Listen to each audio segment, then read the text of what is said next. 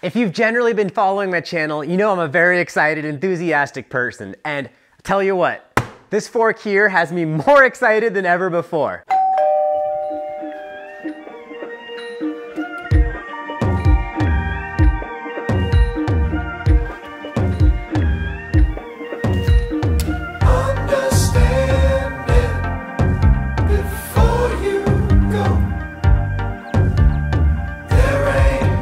I know you guys are gonna make fun of me for this, so I'm gonna tell you first and own it. This is a microphone right here. I'm gonna try it out and hopefully I get better quality sound in this episode than normal. Let me know in the comments below how you think this all sounds. All right, I'm excited. I've got really cool new bike parts here to check out. This is a Trust fork. It's called The Message.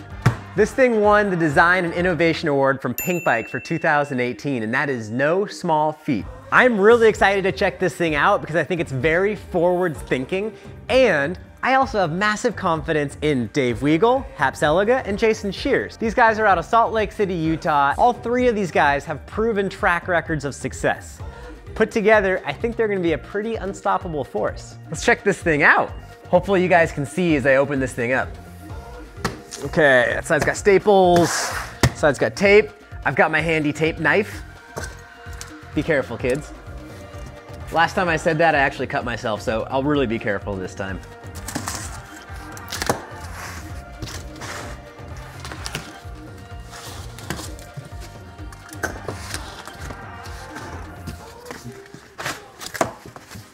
Ooh, inside the brown box, there's a really pretty box. Let's get this thing out.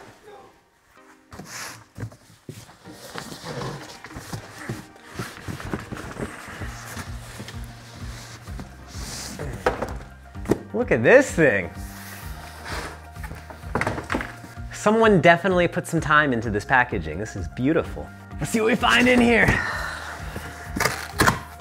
Ooh, that's fancy. Oh.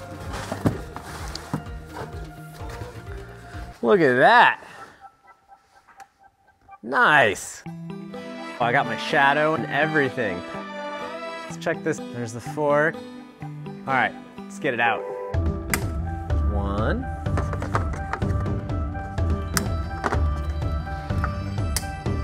Three. Dude, this thing is wild. Holy moly. Oh man, this thing's cool. Wow, this thing's convincing. Probably hard to tell on video, but the thing is stout. Wow. Compression adjust, I think there's 2 types there. Air plug for putting in air pressure on that side, air on this side. Looks like some kind of cable routing system. Got a sag indicator. Up here, looks like you can flip between 3 different quick damping setups. Nice. Hey, this thing's burly. There's probably other stuff in the box. Let's really go through this.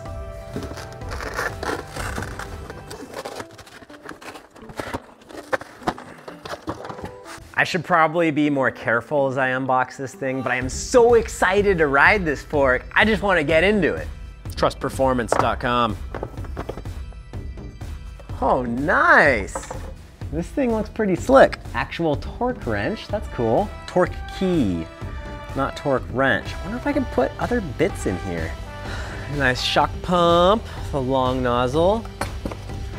Got a steer plug for the carbon steer tube that this fork uses. And if I saw right, these are the Huck pucks that you can add if you want to have more bottoming resistance by having a more progressive air spring. These look like cable guides for your brake. Lots of them. Cool. All kinds of cool cable management doohickeys. Nice. Safety clips, brake hose guide. Nice. Setup guide, owner's guide. Let's start getting into this fork and maybe mount it on a bike. What?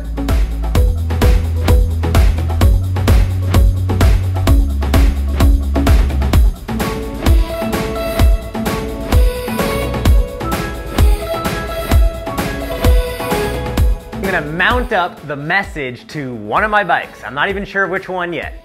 Option 1 is this fine looking machine right here, the 130mm travel Ibis Mojo 3. This is probably the most sensical option, But I have yet another idea. This right here, my friends, is the Mighty Fine Ibis Mojo HD4. I really like the HD4. It's got a steep seat tube angle, real slack head tube angle, quite progressive suspension ratio. This bike is built around like a 160 travel fork, and the Message is a 130 travel fork. So clearly, the Message is built for a little bit smaller bike than this guy right here. I was thinking about this, and I did a little bit of math. If I were to put the Message on here, it would drop the front down to 130 travel. It would steepen the head angle to right around a 66.5, maybe a 67. And I realized if I put the shock from the Mojo 3 onto this, which is a 51 millimeter stroke on the Mojo 3, onto this bike, which uses a 57 millimeter stroke, same eye to eye, it would effectively shorten the travel of the bike down to about 136 millimeters. Steer tube length just over 190. This steer tube is 190. No spacers above the stem, and the Message fork calls for 7 to 8. So I'll do right around 20, just under 205. They say never cut a carbon steer with a regular saw, but I'm gonna go ahead and do it and we'll see what happens. All right, one last check. 205 millimeters. Going a little bit extra long because what? That thing cut like a hot knife through butter. It's a super clean cut. Nice.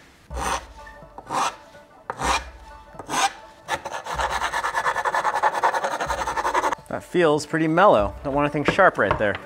Dude, never use grease on carbon. What are you doing? That's so not true. The grease is 100% okay on carbon. Brand new Cane Creek, 1.5 tapered. Crown Race tool.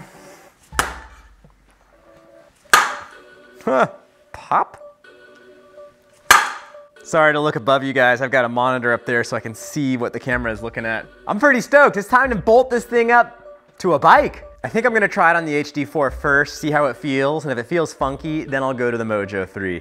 Because on the HD4, I have more shock progressivity, so shorter travel should feel a little bit more capable. And then on the HD4, I've got the deeper seat tube, so I can actually run the 170 drop post, so I got more room for me to move around. So if I try the HD4 first and I don't like it, I'll just put it on the Mojo 3 and I'll be good to go.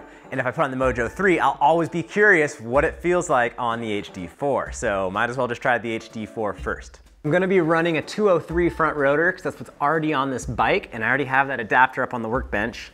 Just gotta get these caps off, which are pretty well on here. Not to mention it's about 35 degrees in this garage right now. Yeah, so this fork actually changes the trail as it compresses through the travel. Pretty cool. Designed around geometry first and foremost. In case you guys are wondering, I did not pay for this fork, so this is not like a review. Should you buy this? Should you not buy this? No, I don't really do that sort of thing. If I like this fork, I can be sponsored by Trust, but honestly, I'm curious to try it before I agree to sign anything. I think the concept makes a lot of sense, and I really believe in all those people at the company. So I have to be careful, because if it's not something that works with me and my riding style and what I do, then it's just not gonna work. So I can be sponsored if I like the way it performs and the way it works. Look at this, it's so different than anything we're used to. So cool. All right, let's push on it. Whoa. So is that max travel? That's 80% travel.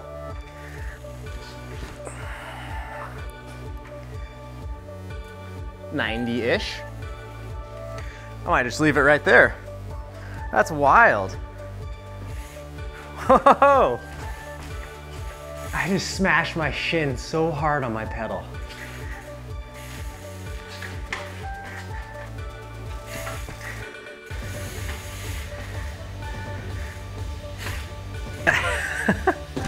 I honestly think I need to air it up a little bit. So let's get the air pressure set up, back off the compression, yada yada, and try this thing out in the snow outside. Okay, air fill, body weight, PSI. Honestly, what's in here right now is not like over the top stiff feeling by any means. That's just under 100 PSI. So I'll air it up to 130. All right, there's 130, hair over. compression adjustment. Back those things out quite a bit. Okay, and then 130 PSI on the other side. I'll get you guys up close. All right, guys, let's squish around a little bit. So, doesn't feel bad at all. Honestly, it kind of feels like a fork. I thought it was gonna feel like really different for this stuff. It's firm, it's short travel. That feels okay. So before I go ahead and take apart the Mojo 3 and put that shock onto here, which requires pressing some hardware in and out, I want to double check the geometry a little bit, but I feel pretty good about this decision to run the truss on the HD4. Let's check bottom bracket height, head angle, seat tube angle. Bottom bracket height, we're just under 13.5 inches, which for me is plenty. And let's check our angles. All right, so the bike is as straight as I can really get it.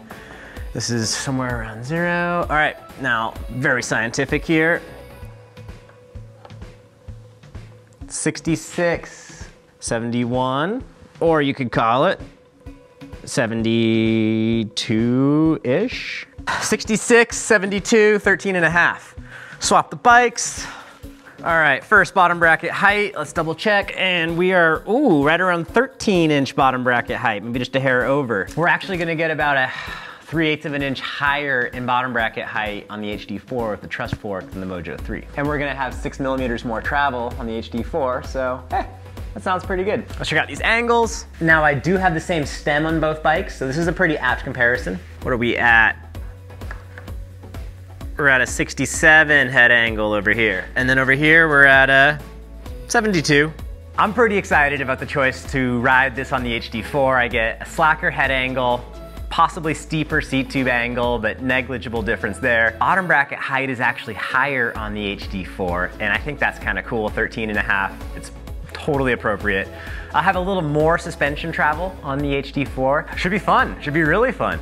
All right guys, I got all the camera gear. I got the sweet new truss fork on my bike, and it's snowing outside, so let's pop outside and try our best to squish this thing around. Okay, let's get this thing out here. Well, the fork wheelies really well. That's just this rad bike.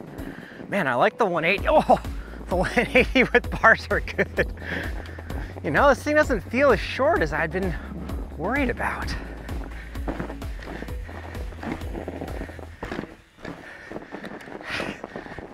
It's not exactly an exhausting test. Let's try this fork out a little bit. I don't think I can get up this hill, but I can probably get down it. Oh.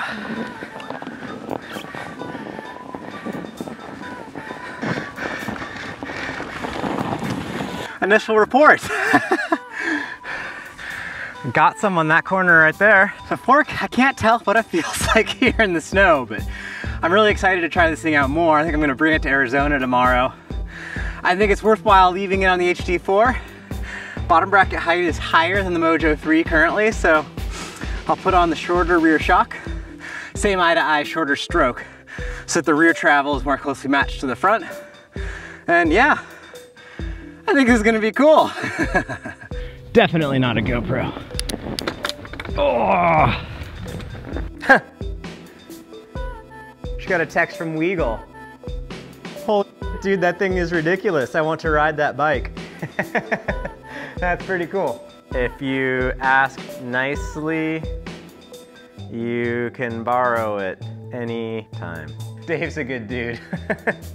All right guys, I gotta snap into action. I need to put this shock onto that bike. I might swap a tire around, cut down handlebars a little bit, a few minor tweaks, and I gotta go film a Patreon video talking about how to ride skinnies this month. I've got a few little tricks I'm gonna share with everyone on that. I need to edit video for tomorrow. I need to shoot some more video for tomorrow, and I gotta pack up all my camera gear, all my riding gear for tomorrow's flight to Tucson. And I only have like 2.5 hours left. I gotta get my kid from daycare. There's 18 inches of snow on the ground. Maybe it's 12 inches. There's a lot to do, so let's snap into action.